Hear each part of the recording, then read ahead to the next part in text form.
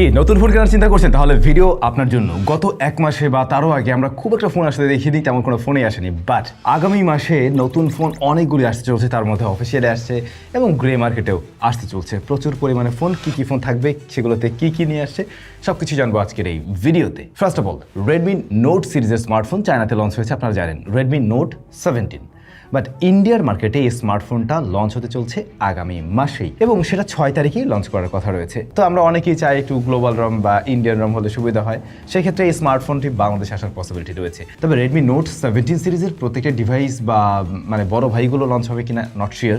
Redmi note 17 যেটা এই স্মার্টফোনটিতে 50 মেগাপিক্সেলের মেইন ক্যামেরা থাকছে, 8 মেগাপিক্সেল আলট্রা ওয়াইড থাকছে, স্ন্যাপড্রাগন 4 Gen 4 দিয়ে আসতে চলছে এবং 8000 mAh এর ব্যাটারি, 45 ওয়াটের চার্জিং সিস্টেম দিয়ে পাওয়া যাবে। বাংলাদেশের ক্ষেত্রে দামটা কেমন হবে এই ব্যাপারটা কিন্তু মোটেই শিওর না। বাট এই যে যতগুলো স্মার্টফোন নিয়ে কথা হচ্ছে প্রত্যেকটাই আপনারা কিন্তু পেয়ে যাবেন SMS গ্যাজেটসে। ওরা যেটা জানালো যে ওদের কাছে এই ডিভাইসগুলো অবশ্যই অ্যাভেলেবেল থাকবে যখন এগুলো বাংলাদেশে আসা শুরু করবে। সো নেক্সট মান্থে ওদের সাথে যোগাযোগ রাখতে পারেন চাইলে। এরপরে OnePlus-এর একটা ডিভাইস আসতে চলছে যা বাজেট ফ্রেন্ডলি ডিভাইসই বলতে পারেন, OnePlus N6X।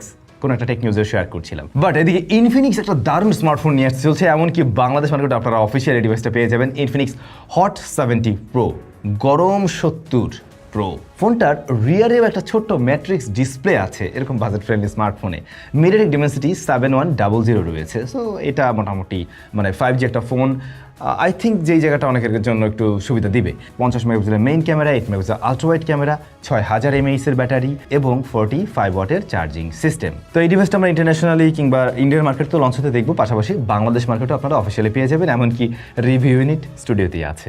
ভিভোর ক্যামেরা স্মার্টফোন যারা কিনতে চান মিড রেঞ্জ বা হাই মিড রেঞ্জ প্রাইস সেগমেন্টে, তাদের জন্য ভি সিরিজটা দারুণ। ভি সিরিজের স্মার্টফোনে ভিভো লঞ্চ করতে চলছে ভিভো V80। V80 সিরিজের V80 যে স্মার্টফোনটা, এর ব্যাপারে মোটামুটি জানা যাচ্ছে যে এখানে আমরা দেখতে পাবো স্ন্যাপড্রাগন 7 Gen 4 থাকছে, তারপরে ট্রিপল রিয়ার ক্যামেরা 50, 50 এবং 8, 50 মেগাপিক্সেল মেইন, 50 মেগাপিক্সেলের টেলিফটো, 3x অপটিক্যাল এবং 8 megapixel ultra wide and front facing camera 50 মেগাপিক্সেলেরই, 7200 mAh এর ব্যাটারি অ্যান্ড 90 ওয়াটের চার্জিং সিস্টেম দিয়ে আসবে এই ডিভাইস। তবে এর যে বড় ভাইগুলো প্রো বা অন্য ভার্সন, সেগুলোর ব্যাপারটা এখনো ক্লিয়ার না, বাট নেক্সট মান্থে আসার কথা রয়েছে। কিন্তু বাংলাদেশ মার্কেটে অফিসিয়ালি আরও একটি ডিভাইস আসতে চলছে নেক্সট মান্থে, আর তা হচ্ছে ক্যামন সিরিজের টেকনোর ক্যামন স্লিম।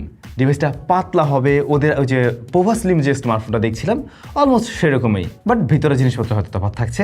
যেমন AMOLED panel, 144 hertz high refresh rate, Helio G200 ultimate, 50 মেগাপিক্সেলের মেইন ক্যামেরা, 32 মেগাপিক্সেলের ফ্রন্ট ফেসিং ক্যামেরা, 5600 mAh এর ব্যাটারি অ্যান্ড 60 ওয়াটের চার্জিং সিস্টেম দিয়ে আসবে। তাহলে অলরেডি আমরা দুইটা অফিসিয়াল ডিভাইস পেয়েছি, বাট অফিসিয়াল ডিভাইস আরও একটা আসবে, আর তা হচ্ছে রিয়েলমির কোন সিরিজের ডিভাইস আমি শিওর না, কিন্তু রিয়েলমি কোন একটা ডিভাইস লঞ্চ করতে চলছে অফিসিয়ালি বাংলাদেশে নেক্সট মান্থেই। কিন্তু আসল খেলা দেখাতে চলছে অনার রোবট ফোন লঞ্চ করতে চলছে, যে ব্যাপারে আমি এর আগেও একটা শর্টস দিয়েছি, টেক নিউজে বলছিলাম যে স্মার্টফোনটার এই রিয়ার প্যানেলের ভিতরে একটা রোবট থাকবে, রোবট ক্যামেরা থাকবে, বেসিক্যালি মেইন যে ক্যামেরাটা ওইটা একটা গিম্বলের সাথে অ্যাটাচ করা থাকবে এবং স্টেবিলিটি সবচাইতে দারুণ পাওয়া যাবে ফোন হিসেবে।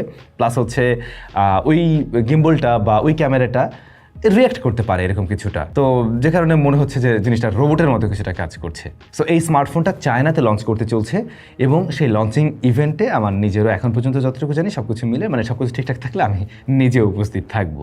তো ডিভাইসটার ফার্স্ট অফ অল মেইন আকর্ষণীয় জায়গাটাই হচ্ছে গিয়ে এর robotic camera. For the first time আমরা মোবাইল ইন্ডাস্ট্রিতে এমন কিছু দেখছি।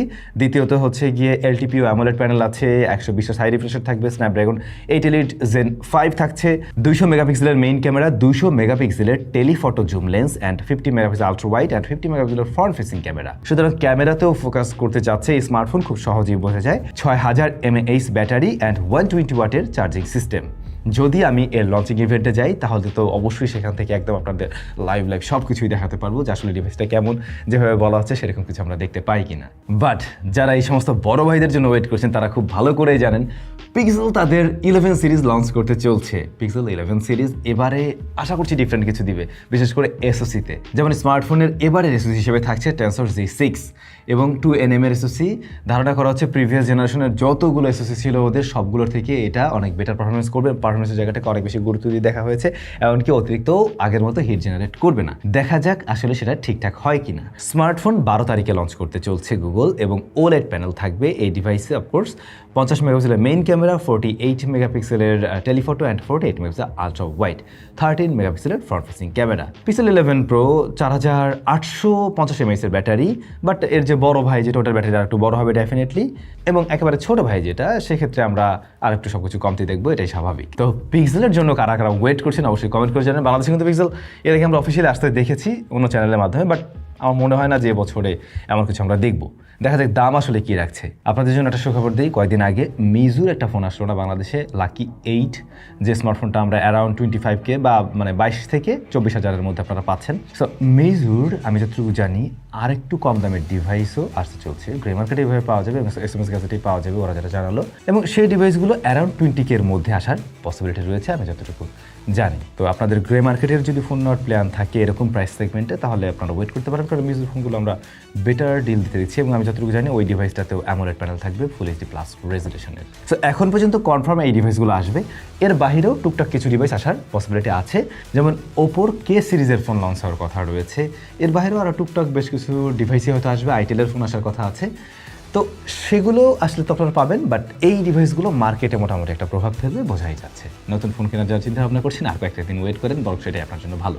এই সিরিজটা আমরা আগে প্রতি মাসেই কন্টিনিউ করতাম, মাঝে প্রায় 1 বছরের মতো গ্যাপ ছিল, ফাইনালি আবার আমরা কন্টিনিউ করছি। সবাই ভালো থাকবেন, দেখা হচ্ছে আপনাদের সাথে স্যামসংয়ের নতুন কোনো ভিডিওতে।